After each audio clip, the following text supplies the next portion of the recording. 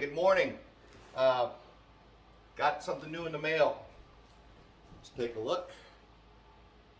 That is the EMP Shield. And you say, John, what in the bloomin' hell is an EMP Shield? Well, let's put it shortly. What is an EMP? It's an electromagnetic pulse. Well, what causes that? A couple of things. We can have it naturally. There's been a couple in the last few decades, but the most memorable one would have been before any electricity was, well, not any, before electricity was as prominent as it is today, and I'm talking about back in the days of the telegraph.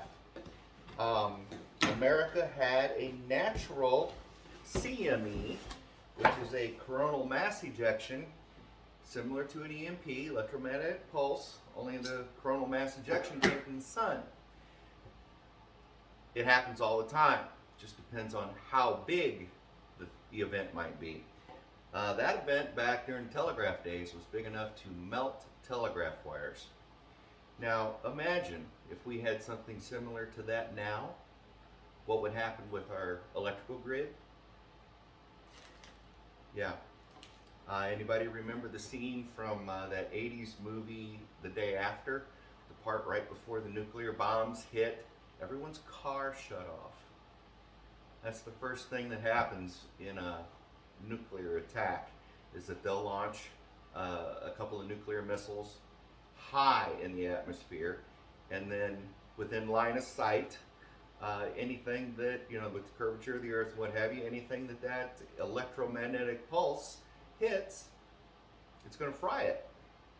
Well, this little device here, I've done my research on it, and this is made in America to Department of Defense Homeland Security specs, in fact. They put out, well, not too long ago,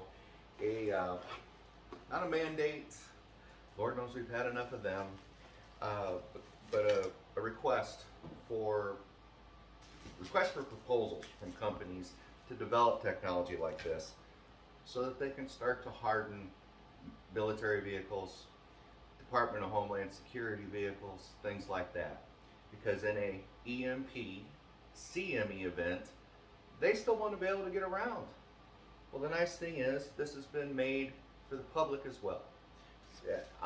This isn't a paid video or anything like that. I certainly paid for mine. We'll talk about the costs later on. But I just wanted to show you what this is.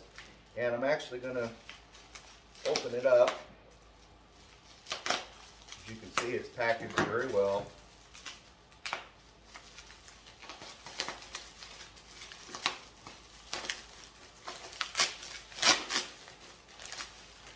Don't know what any of the fancy technology is inside, but I'm pretty certain this wouldn't be something that you can go buy all the components at the Radio Shack. Radio Shack. Anybody remember that store? But comes in a nice box. This one in particular is for my vehicle.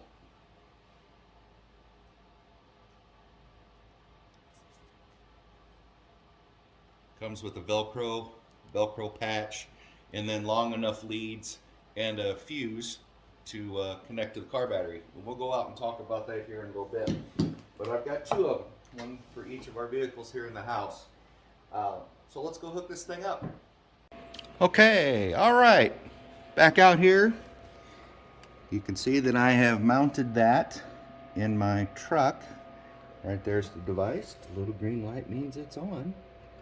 And I took the green wire, ran it around, and got it to a chassis ground on the truck. Notice it's the same one that part of the electrical system's grounded to, or bonded to, I should say. And then we've got the red wire here going to the battery, and the black wire going to the negative side. Make sure you don't crisscross those things up. And then I just bundled all the wire and put it back there. This part here is mounted with Velcro. You saw that on the back. I just peeled off the sticky part and mounted it right to the truck, held it for 15 seconds, and it's stuck to the side.